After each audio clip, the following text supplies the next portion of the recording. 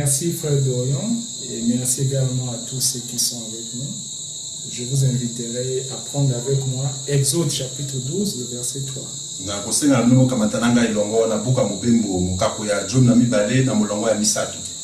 Ici la parole de Dieu nous dit: parlez à toute l'assemblée d'Israël et dites: le 10e jour de ce mois, on prendra un agneau pour chaque famille. Un agneau pour chaque maison. Si la maison est trop peu nombreuse pour un agneau,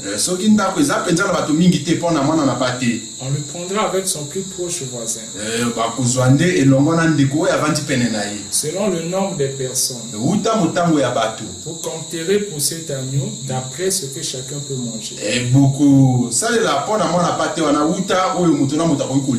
Ce sera un agneau sans défaut, mâle, âgé d'un an, un agneau ou un chevreau.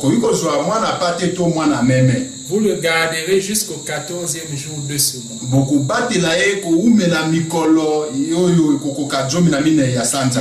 Et toute l'assemblée d'Israël immolera entre les deux soirs.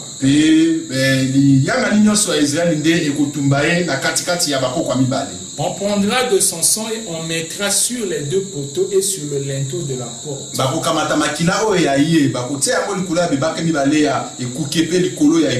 Des maisons où on le mangera. Cette même nuit, on mangera la chair rôtie au feu. On la mangera avec des pains sans levain et des herbes amères. Je descends un peu encore.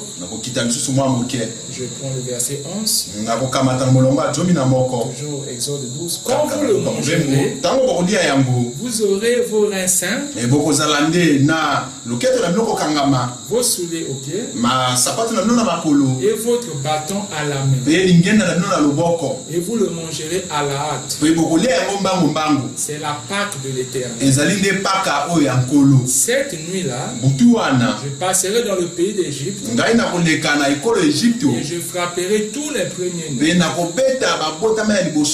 du pays d'Égypte, depuis des hommes jusqu'aux animaux, et j'exercerai les jugements contre tous les dieux de l'Égypte. Je suis l'Éternel. Le sang vous servira de signe sur les maisons où vous serez. Je verrai le sang, je passerai par-dessus, et il n'y aura point de plaie qui vous détruise. Quand je frapperai le pays de l'Égypte, vous conserverez le souvenir de ce jour, et vous le célébrerez par une fête en l'honneur de l'Éternel. Vous le célébrerez comme une loi perpétuelle pour vos descendants.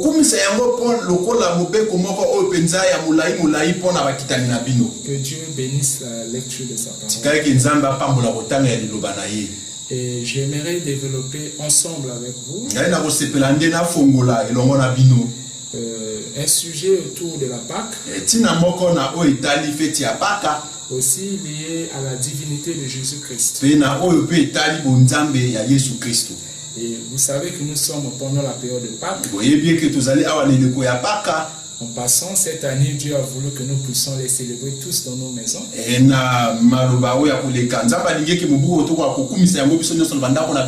Tout concourt au bien de ceux qui aiment.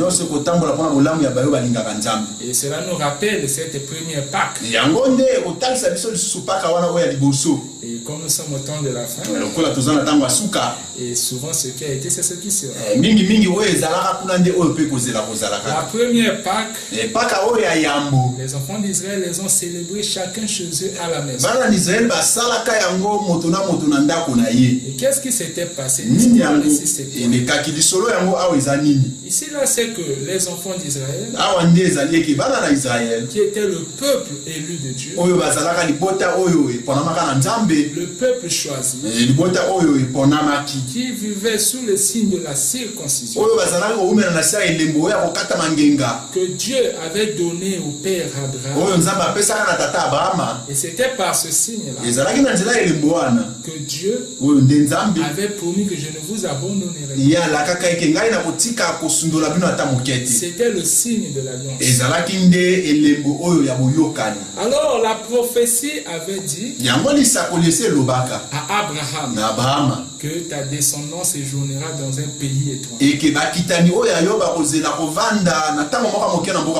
Pendant 400 ans, ils seront sous la servitude. Et après, je les délivrerai. Moi-même, par ma main puissante. Remarquez que Dieu avait promis lui-même délivrer les enfants.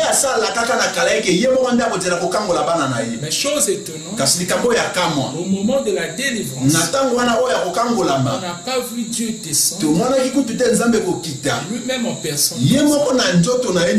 Mais plutôt il appela un homme. Cet homme c'était Moïse. Dans la prophétie c'était que lui-même Dieu devait descendre.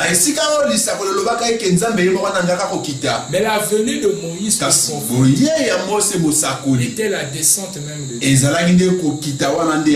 Moïse représentait Dieu pour ce peuple. Donc Dieu a prêté le corps de Moïse. Il s'en est servi afin de pouvoir délivrer les enfants. Dieu travaille toujours par les peuples. Donc ainsi, 400 ans d'esclavage, c'était pas facile. Ils étaient privés de la liberté. Un esclave ne fait pas sa volonté.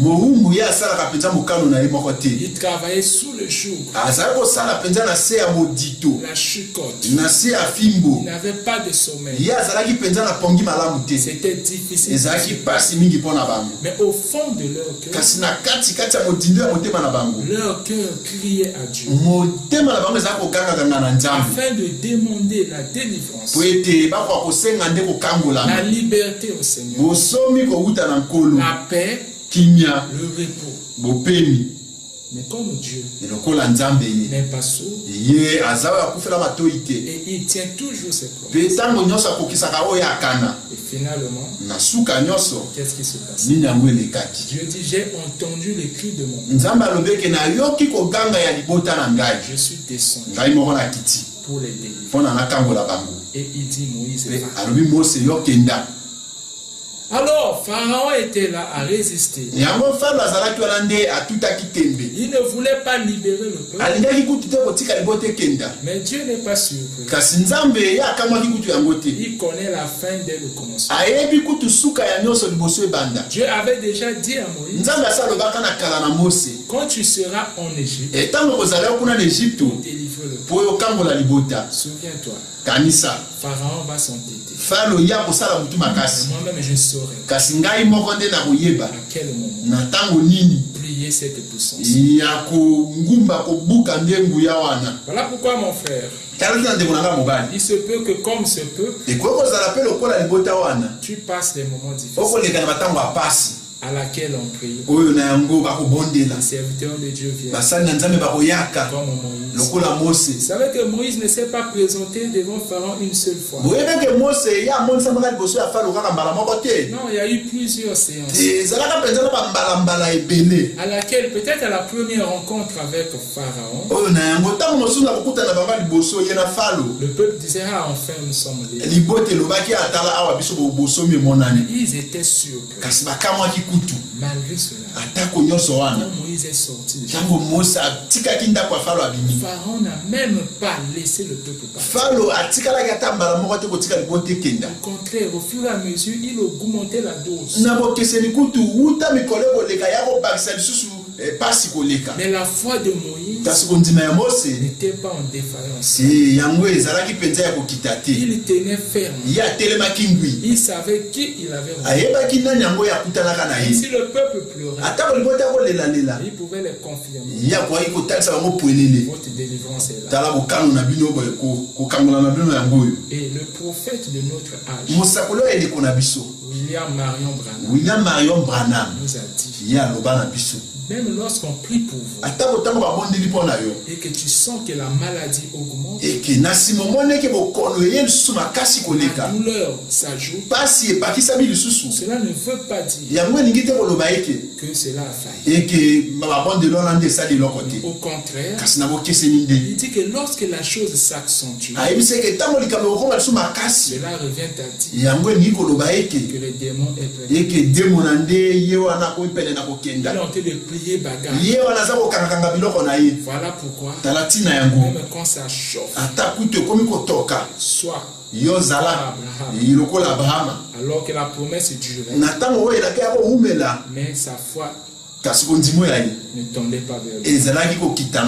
Je te dis aujourd'hui, le démon qui te tourne, même si aujourd'hui c'est plus fort,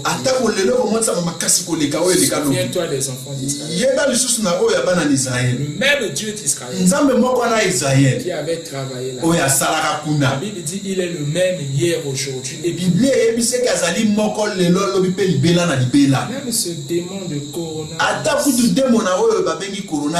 comme on l'a donné un beau nom, COVID-19, peu importe comment on peut interpréter ça. Peu importe comment il met les pays à mais cela n'est rien face à Jésus. Voilà pourquoi, pour ceux qui sont en train de souffrir, si vous croyez que Jésus-Christ est mort pour vous, vous êtes libre. Et ce démon s'en va. Aucune maladie est incurable devant. Alors revenons un peu à notre sujet. C'était la fin de l'esclavage. La Pâque, c'était quoi? C'était Dieu qui était venu exprimer à son peuple. C'était Dieu qui était venu pour l'accomplissement de la promesse. C'était Dieu qui était venu pour la restauration, pour libérer le peuple et ramener le peuple à sa position, le ramener dans un territoire qui était à eux dès avant la fin. Voilà pourquoi le Dieu qui travaille en harmonie avec la nature, il les a visités pendant le printemps,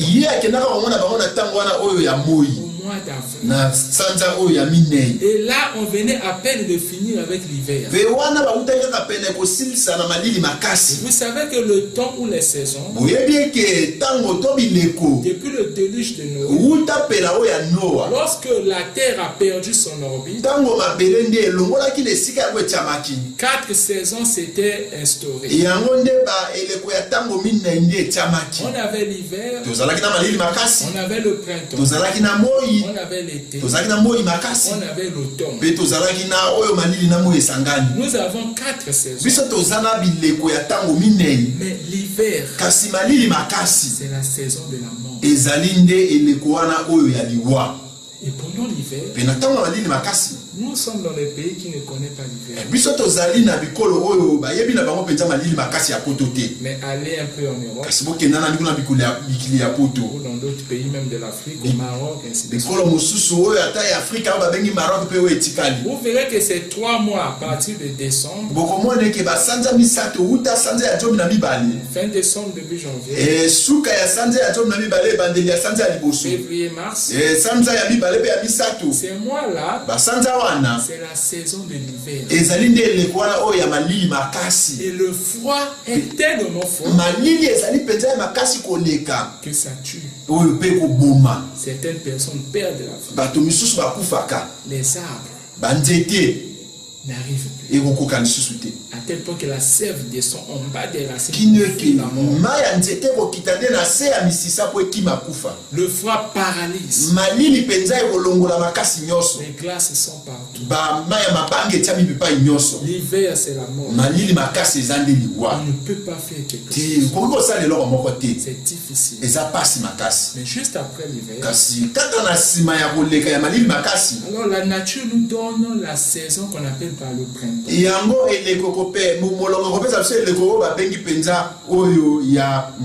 Et cette saison-là, c'est la saison de la renaissance.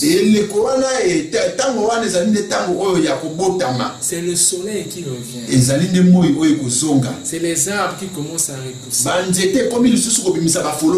Tout ce qui était perdu commence à reprendre vie. Et remarquez, c'est dans cette saison-là que Dieu est venu délivrer son peuple pour être en harmonie avec la nature. Parce que c'est dans ces saisons que la vie revient. Le peuple qui était sous le joug de la mort, le Dieu du printemps est venu dans la saison du printemps afin de prendre son peuple lorsque le soleil se lève et les ramener dans leur position de liberté et de paix. Ça, c'était une Pâque naturelle. Le peuple qui devait quitter un pays naturel, une servitude naturelle, pour une liberté naturelle. Pour nous, c'est de l'histoire. Mais cela est bien passé, ça nous enseigne. Mais je vais vous parler encore aujourd'hui d'une Pâque merveilleuse. Cette fois-ci, c'est aussi une renaissance.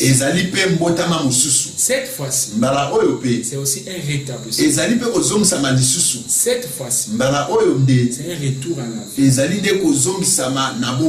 Et cette fois-ci, c'est la sortie d'un Égypte spirituel pour une terre promise. Spirituel. Qu'est-ce qui se passe? Nous étions comme les enfants dans la servitude. Pas d'un homme naturel, mais de quelqu'un qu'on appelle par le Dieu. Et il nous a servi. Nous sommes restés dans le péché, dans la maladie. Visitez un peu les hôpitaux. Visitez les maisons. Voyez comment les gens souffrent. Le diable a lié l'humanité. Depuis la Genèse, le commencement des temps, lorsque l'homme dans le jardin d'Éden, après qu'il était bien dans sa position, le Dieu de l'univers a créé, il a placé des galaxies, des systèmes solaires, et enfin il avait décidé, après cette explosion atomique, d'autres ont appelé par le Big Bang.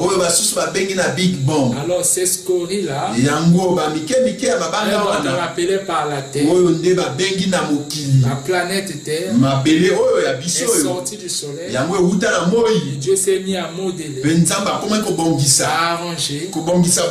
Mais en Dieu, il avait un dessein. Il voulait placer la vie sur la terre. Et il plaça le premier homme. C'était Adam et Ève. Et il les a placés comme étant le roi de la terre. Il devait être le Saint-Esprit du royaume des animaux. Adam et Ève étaient placés comme Dieu de la terre. Et tout l'univers, parlons de la terre, obéissait à Adam. Lorsque l'homme voyait le lion, la panthère, il pouvait les appeler. Lion, accompagne-moi. Et c'était le cas. Le lion obéissait. Il pouvait régler le soleil. Regardez un peu la dose du soleil. Et quand Ève traversait le jardin d'Éden, le prophète Branham nous dit, un prophète a la capacité de voyager dans le passé, dans le futur, voir la scène et décrire. Alors quand il est parti dans la Genèse, il nous dit qu'il pouvait voir comment le vent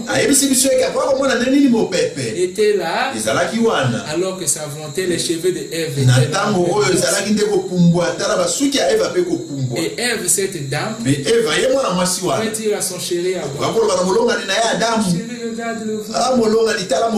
Et Adam pouvait dire au vent, oh, du calme. Il y a la chevelure de ma femme. Tout obéissait à Adam. Mais Lucifer, lorsqu'il a été précipité du ciel, est venu sur la terre, est venu briser l'harmonie qui régnait dans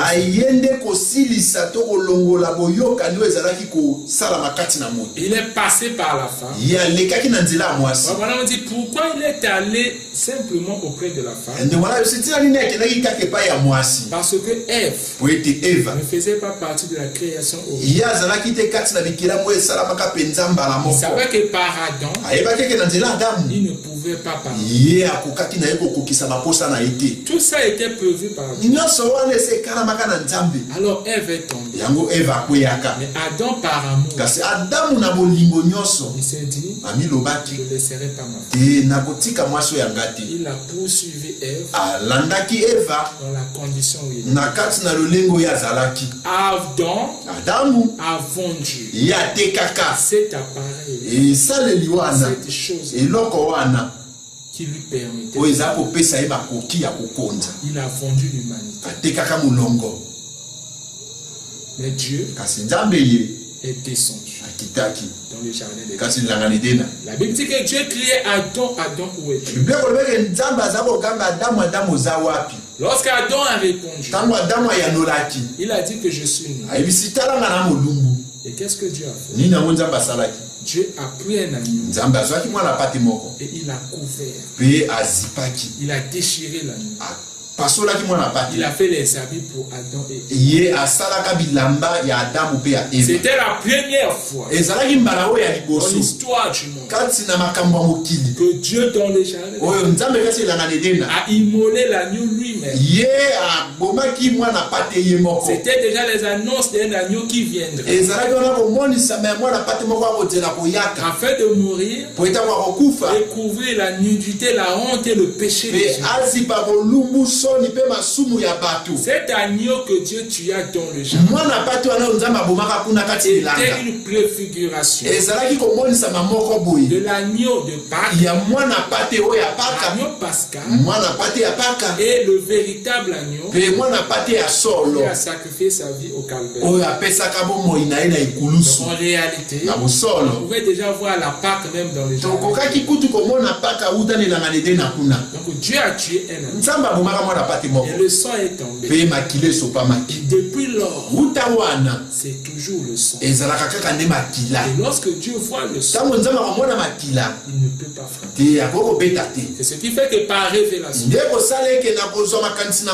Paul nous dit, Abel a offert à Dieu un sacrifice plus excellent parce que c'était un agneau. Dieu a quelque chose à voir avec l'agneau. aime la vie de l'enfant. Amen. Alors vous remarquez, Abel aussi avait offert un agneau. Il a égorgé son agneau. Nous connaissons comment Caïn l'a tué. Et Abel est mort sur l'autel de son sacrifice avec son agneau. Nous avons vu sa vie revenir au travers de cette.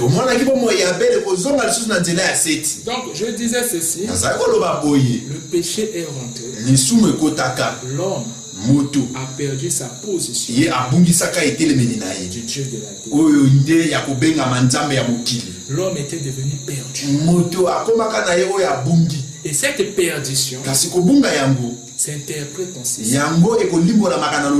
Ecclésiaste a dit, remarquez que l'homme ne se lasse pas de voir. Les oreilles ne se fatiguent pas d'entendre. Tel est le cœur de l'homme. La soif qui est dans l'homme. L'homme est perdu. Il est à la recherche depuis lors de cette liberté, de cette satisfaction. L'homme veut combler ce vide, mais il n'arrive pas. Il peut aller prendre les cigares. Mais qu'est-ce qui se passe? Alors il va aller chercher des femmes, toujours pour satisfaire cette soif. Il n'arrive pas. Il dit, si vous pouvez me donner 1 million, on lui donne 1 million. Mais si je pouvais avoir 200 millions, on lui donne 200 millions. Ah, je connais un tel, il avait 1 milliard, on lui donne 1 milliard. Il n'y a rien que vous pouvez faire chez lui qui peut lui apporter satisfaction. La seule satisfaction, la paix pour l'homme, c'est le retour à sa position. Le retour à la position, c'est toujours la Pâque qui occasionne ça. Et là, il doit y avoir toujours un agneau qui doit être immolé. C'est ce principe que Dieu, dans Exode chapitre 12, a enseigné. Il fallait immoler un agneau. Et cet agneau devait être sans défaut. Cet agneau-là, on devait le consommer en entier. Et il fallait prendre le sang et mettre sur les linteaux des portes. C'est cela qui devait être la protection et le souvenir. Et c'était en cela que le peuple devait s'échapper à la mort, devait s'échapper à la servitude. C'était la Pâque. Amen. Alors vous remarquez, 4000 ans plus tard après la chute, le véritable agneau de Dieu, qui était préfiguré il y a longtemps, à plusieurs titres, on voit un homme appelé Jean-Baptiste. Il voit Jésus entrer de venir. Et Jean-Baptiste dit, voici l'agneau de Dieu qui ôte le péché du monde. Donc quand Jean voyait Jésus, il a appelé Jésus par l'agneau de Dieu. Jésus était l'agneau de Dieu, destiné à ôter le péché du monde. Celui qui ne croit pas cela est contre la parole. Celui qui ne reconnaît pas cela ne fait pas partie des enfants d'Israël. C'est les enfants d'Israël étaient rassemblés autour de leur agneau. Voilà pourquoi, mon frère, ma soeur, toi qui n'as pas encore connu Jésus, je t'invite à pouvoir venir à la table et à se servir de ton agneau, à se servir de Jésus. C'est ça la liberté. Voilà pourquoi Jésus pouvait dire, si vous ne mangez la chair du Fils de l'homme, vous n'aurez pas la vie. Parce qu'il fallait que l'agneau soit mangé. Et comme moi j'ai vu ça avec des frères, on a compris que l'agneau mangeait et le sang, c'est Jésus-Christ. Nous avons du respect pour le Seigneur Jésus-Christ. C'est en lui nous avons la liberté. C'est en lui que nous avons le chemin de répartir chez nous dans la position perdue.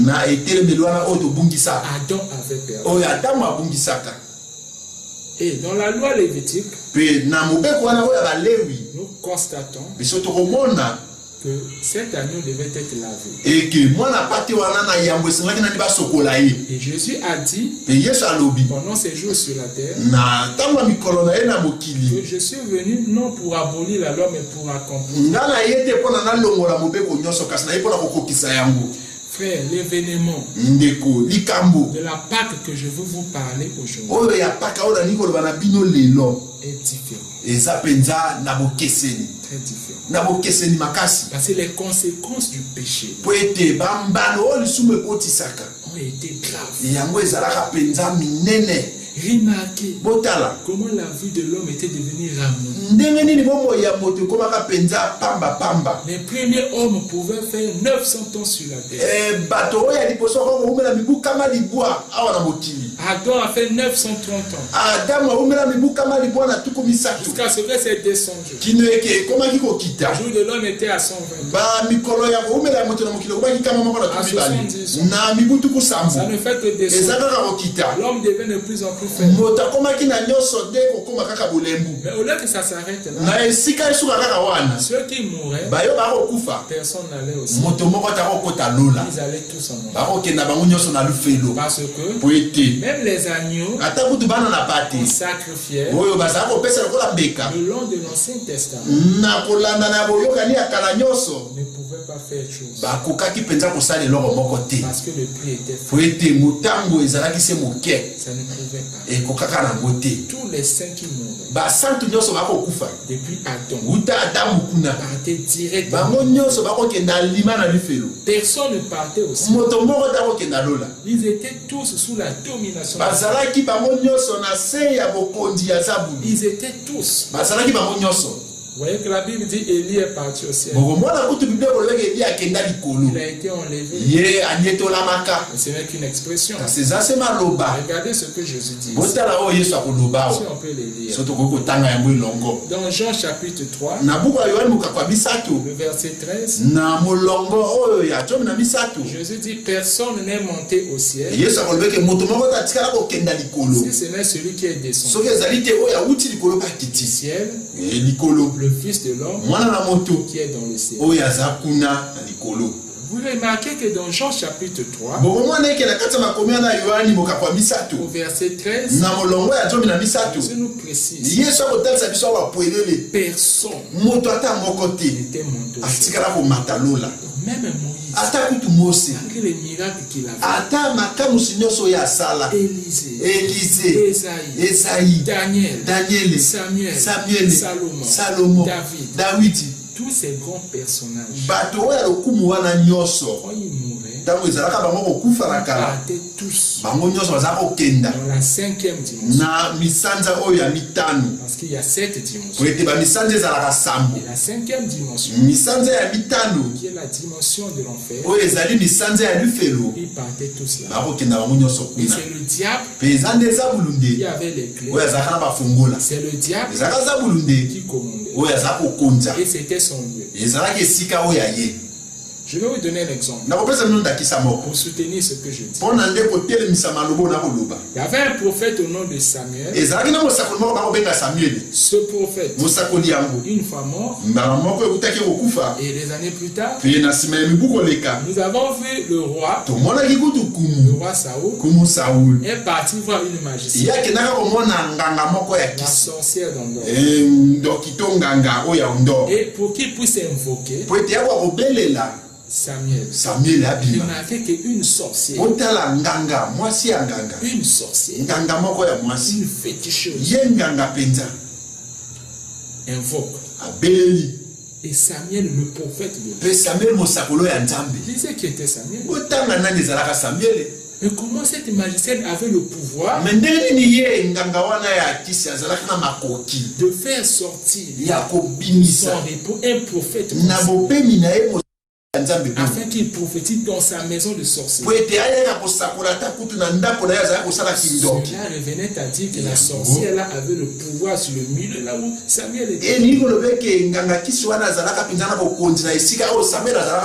Cela soutient la déclaration de Jésus qui dit que personne n'était au ciel. Parce que si les gens étaient au ciel, alors cette sorcière ne pouvait pas aller au ciel pour prendre sa vie. Mais qu'est-ce que la Bible nous dit? Un certain jour, un homme au nom de Jésus que Jean appelait l'agneau faisait son entrée. Remarquez, il venait à Jérusalem alors que le peuple s'apprêtait à célébrer la Pâque. Qui accompagnait ou qui était là? La fête de la sortie des enfants d'Israël de la servitude naturelle d'Égypte au pays naturel qui est Canaan. Alors au moment que le peuple s'apprêtait à fêter, c'est en ce moment-là que Jésus lui aussi rentre. Parce qu'il savait qu'il était le véritable agneau pascal. Cette fois-ci, c'était maintenant le véritable Pâques. Les autres là, c'était simplement des ombres. Jésus savait qu'il était venu sur la terre afin de mourir. Un sacrifice comme agneau. Et le moment propice, c'était la Pâque. Il est rentré à Jérusalem. L'histoire nous dit, on l'a emmené à la croix. Alors qu'est-ce qui se passe? En Matthieu chapitre 27, le verset 51, on nous dit, si Jésus est sur la croix, et voici le voile du temple se déchira en deux, depuis le haut jusqu'en bas,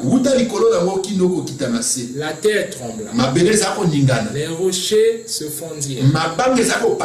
Vous voyez la mort de Jésus? Donc même la terre trembla, les rochers se fondirent, les sépulcres s'ouvrirent. Amen. Et plusieurs corps des saints qui étaient morts ressuscitèrent. On n'a pas dit le corps de tout le monde. Le corps des saints.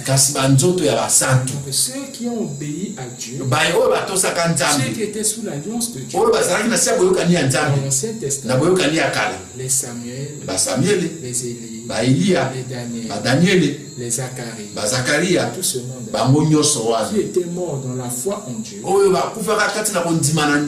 mais dont les agneaux sacrifiés étaient faibles, les prix étaient faibles, alors ils partaient en enfer. Qu'est-ce qui s'est passé pendant cette Pâque, pendant cette période, cette Pâque du Nouveau Testament? Quand notre agneau est mort, il est allé dans les régions inférieures. Il a frappé les portes de l'enfer. Et le diable est venu. Et il voit comme ça c'est Jésus. Et pendant ce temps, ceux qui sont sur la terre, pour eux, on voit que l'homme Jésus est mort. Il ne savait pas qu'il partait pour l'ultime combat. Il était venu sur la terre pour cette mission. Afin de prendre ses enfants qui étaient dans la servitude en enfer et les ramener vers leur véritable terre. Il est parti les chercher dans l'enfer. Il a dit au pasteur en enfer. Une minute, je vais vous donner le verset. Alors, quand il vient dans l'enfer, le diable le reçoit. Automatiquement, il le dit. Mais ça, c'est toi. Tu te croyais plus fort sur la terre. Te voilà dans mon domaine. Moi, j'ai battu les gens. J'ai régné sur eux. Je les ai tous pris. Toi qui te croyais investi, je t'ai demandé de pouvoir m'adorer. Tu avais refusé. Je t'ai dit de transformer l'eau et la pierre en pain. Pour manger, tu n'as pas voulu. Ainsi de suite. Aujourd'hui, tu viens chez lui. Jésus lui dit, je suis venu ici afin de prendre le peuple qui m'a. Remarquez comment Jésus va à la recherche de ses brebis, même en enfer. Si tu es prédestiné pour le ciel, l'enfer ne peut pas te retenir. Descendra dans sa force pour aller te chercher, parce que tu es un de lui. Ça, c'est Jésus dans l'enfer. Alors, il a frappé le diable. On a dit, je peux voir Jésus dans l'enfer. Il donne un double pack à ses. Il ravit les clés de la mort et du séjour de la mort. Voilà pourquoi dans Apocalypse, il dit, je suis l'alpha et l'oméga, celui qui a vaincu, qui a les clés de la mort et du séjour de la mort. Il avait ravi ça chez les diables. Cela se passait dans l'enfer. Il a frappé le diable et après il est parti. Il est parti chercher Abraham. Il a pris ça. Tous les saints. Alors ils sont sortis. Voilà pourquoi les gens pouvaient remarquer. Mais ça c'est Abraham. C'est ce que Matthieu a dit. Et plusieurs corps des saints qui étaient morts ressuscités. Frère, la résurrection n'est qu'en Jésus-Christ. Si eux ils étaient ressuscités à l'action de Jésus, ce n'est qu'en Jésus aujourd'hui.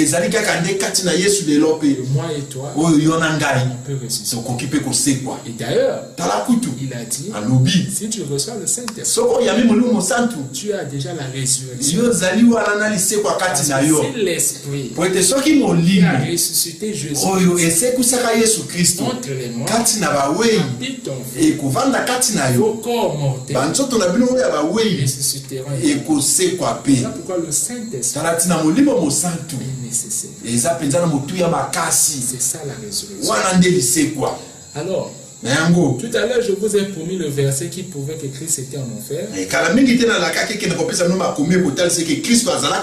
Lorsqu'il était mort, il était mort un vendredi. Samedi, dimanche, il est ressuscité. Comme il avait dit, comme Jonas a fait 3 jours. Et 3 nuits. Dans le ventre du poisson. Le Fils de l'homme fera 3 jours dans la tombe. Et Jésus a tenu sa parole. Alors dans ces 3 jours, 1 Pierre chapitre 3, le verset 18, dit ceci: Christ aussi a souffert une fois pour les péchés, Lui juste pour les injustes, afin de nous amener à Dieu. Ayant été mis à mort contre la chair, mais ayant été rendu vivant contre l'esprit. Remarquez ici. Dans lequel aussi il est allé prêcher aux esprits en prison qui autrefois avaient été incrédules lorsque la patience de Dieu se prolongeait au jour de Noé, pendant la construction de l'arche dans laquelle un petit nombre de personnes, c'est-à-dire 8, furent sauvés à travers lui. Ici là, un Pierre nous dit que quand il était parti mort à la croix, il était parti en enfer pour prêcher, pour continuer son ministère. Il était parti condamner ceux qui étaient condamnables parce qu'ils étaient incrédules à la prédication de Noé. Le prophète envoyé. Dieu voulait sauver l'humanité. Noé est arrivé. Mais beaucoup de gens ne l'ont pas cru. Et ils sont allés en enfer. Mais ceux qui étaient sauvés sont ceux qui ont cru à nous. Christ les a fait sortir de l'enfer. C'est le groupe des saints qui étaient ressuscités. Alors vous remarquez que Jésus-Christ n'est pas n'importe qui. Cette Pâque que nous avons célébrée, liée à la mort et la résurrection de Jésus-Christ, la Pâque du christianisme, c'était quoi? C'était la sortie des régions inférieures vers les régions supérieures, les dimensions du ciel, laquelle personne n'était morte. Pourquoi il ne montait pas à cause du péché? Mais à la croix, il est dit que Jésus-Christ a payé le prix de notre péché. Donc il est mort pécheur afin que toi tu sois saint. Donc il a pris ta place. Les punitions qui étaient à toi, les jugements qui t'appartiennent, Christ a pris ça. Les chicotes on l'a chicoté. C'était toi. Il a pris ça. Il est ton sacrifice. Tes maladies, il a pris ça. Voilà pourquoi lève-toi dans la prière. Si tu sens un dérangement, la puissance est en toi. Dis à Dieu, la mort de Jésus-Christ n'était pas vaine. Le diable n'a plus autorité sur lui. Voilà pourquoi, comme Christ est mort, toi Satan, libère mon corps sans préavis. Rappelle ça à Dieu. Prends Dieu au monde. Dis-le au diable. Mais il y a une condition très simple. Il faut croire. Mais déjà toi-même tu as des doutes. Tu te dis, est-ce que Jésus c'est lui Dieu? Est-ce qu'il n'est pas pour les blancs? Est-ce que c'est pas un juif? Moi qui étais noir. Comme il y a certaines doctrines aujourd'hui, on veut nous faire comprendre que Notre Dieu des Noirs, c'est peut-être Simon. Et que Nzambe ya biso ba yindo ta musu eza Simon Kimbangu. Il y a même d'autres croyants du message qui pensent que leur sauveur c'est fort Branham. C'est très malheureux. Ça prouve à quel point ils sont embrouillés. Totalement. Correctement. Je ne sais pas comment ils lisent fort. Mon frère, un jour, fort Branham a dit, je peux le lire. Il dit quelque chose de très merveilleux. Il dit ceci. Dans la brochure, c'est le lever du soleil. Paragraphe 320. Il dit, si je peux me mettre hors du chemin, de telle sorte que l'on ne fasse même plus attention à William Branham, et que l'on ne fasse même plus attention à vous, jusqu'à ce que nous puissions voir Jésus glorifié parmi nous. Le voir, c'est notre désir. Frère Branham nous conseille d'enlever lui William Branham, de nous enlever nous-mêmes aussi. Les choses malheureuses aujourd'hui dans les églises, il y aura même des pasteurs qui ne veulent pas s'enlever du chemin. Donc ils veulent s'établir dans le cœur des brebis. Non. Christ nous a envoyés comme étant ses serviteurs afin de le glorifier lui Jésus. Et donc nous glorifier nous-mêmes. Nous n'avons pas le droit de prendre sa gloire. Dieu ne partage pas sa gloire.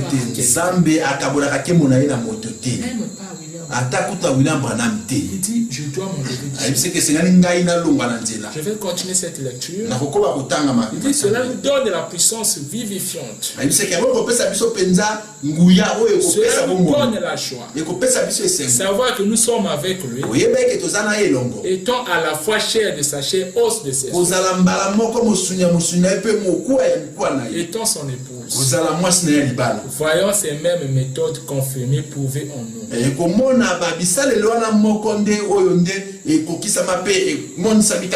Dans Hébreux chapitre 4 verset 5, ensuite nous découvrons la véritable divinité suprême de Jésus. Écoutez, tout ce livre est simplement une révélation de Jésus-Christ. Voyez, il vient à plusieurs reprises et de plusieurs manières nous parler. Dieu a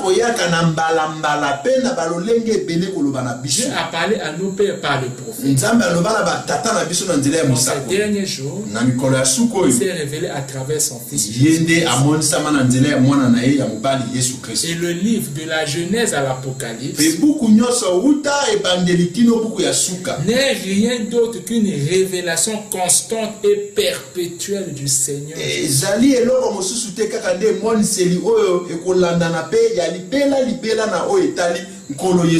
Vous voyez? Donc, de la jusqu'à l'Apocalypse, il n'y a aucun type qui peut vous emmener à une autre divinité en dehors de Jésus-Christ. Or que William Branham, les sceaux sont dans les livres. Donc tout ici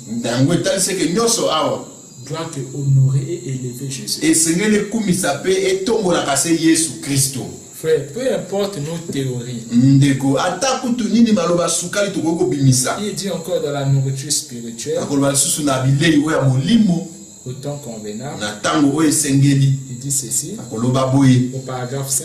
Na eteni wana oyo ya mitano. C'est comme le disait Élisée d'autrefois. Ezali lokola ezalaka koloba ye Élisée na tango wana. Si Dieu est Dieu, soki nzambe aza nzambe, alors servez-le. Yango bosalela ye. Et si Jésus est le centre de toutes choses pour les chrétiens, soki Yesu azali nde ndakisa ya biloko nyonso mpona ba Kristo, alors je pense que nous devons nous débarrasser de toute autre chose pour ne nous attacher qu'à lui. Na kanisi ke sengi na biso to longola biloko nyonso po ete toka kokanga mase na ye Yesu. Souvenez-vous, il est le centre. Boyeba yango ye azali penza ndakisa. Il est l'étoile azali minzoto polaire. Oyo penza ya ngambo ya nord.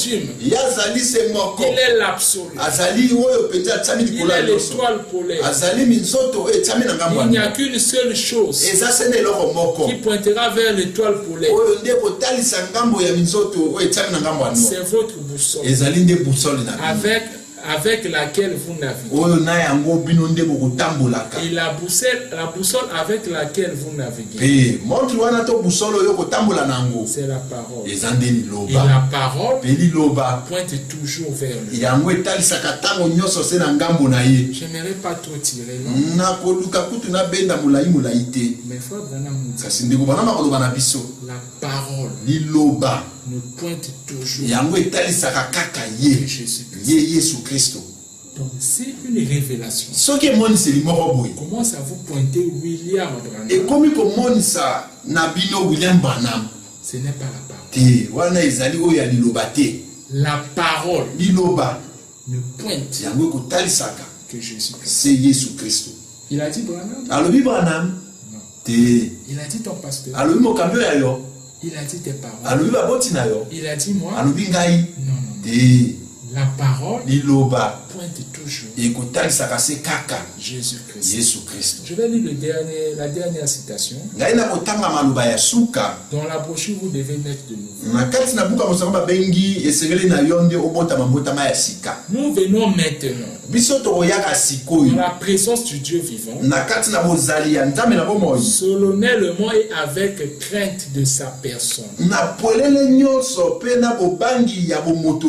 Nous venons au nom du Seigneur Jésus, sachant que nous ne pourrions pas venir en disant. Maintenant, Père, voici William Branham. Ou Orman Neville, ou n'importe qui, sans être renvoyés aussitôt. Mais nous avons de l'assurance parce qu'il a dit, quoi que ce soit que vous demandez en mon nom, à mon Père, cela vous sera accordé. Ainsi je crois. Frère, Frère Branham dit, si tu te présentes dans la présence du Seigneur, en disant William Branham, tu seras aussitôt chassé. Immédiatement. Son discours, sans te demander. Tu ne vas même pas chercher à conjuguer avec toi. Si tu te présentes William Branham, de ton pasteur, aussitôt on te chasse. Si on te chasse de la présence, tu vas où? C'est l'enfer. Voilà pourquoi ceux qui n'adorent pas Jésus, ils disent même que non, il n'est pas mort pour nous. Christ était l'ombre. Ils ont des citations mal placées. Jésus-Christ. Ainsi il dit, il y avait 3 cercles. Mais Jéhovah de l'Ancien Testament était le Jésus du Nouveau. Et c'est le même que celui. Mais c'est lui qui a dit. C'est Jésus qui a dit dans la parole, je m'en vais et je reviendrai. Qui reviendra? Lui, Jésus. C'est lui qui est rentré dans la tombe. Il est ressuscité. Même son corps n'est pas là. Mais allez partout, vous allez voir mais le corps de Jésus n'est pas là. Il est l'incomparable. Notre agneau pascal. Il est ta liberté. Il est ton élévation. Il est ta paix. Il est le Dieu de Branham. Il est le Dieu du pasteur. Il est le Dieu de ton père. Il est ton Dieu. Celui qui veille sur toi. Qui veille sur ta maison. Ce n'est que son nom qui peut te donner la liberté. Ce n'est que ton nom qui te fait sortir de l'esclavage du péché, de la maladie, de l'enfer, de tout, et t'emmène vers ta véritable position. C'est ça la vraie Pâque. Que le Seigneur te bénisse. Nous allons continuer prochainement.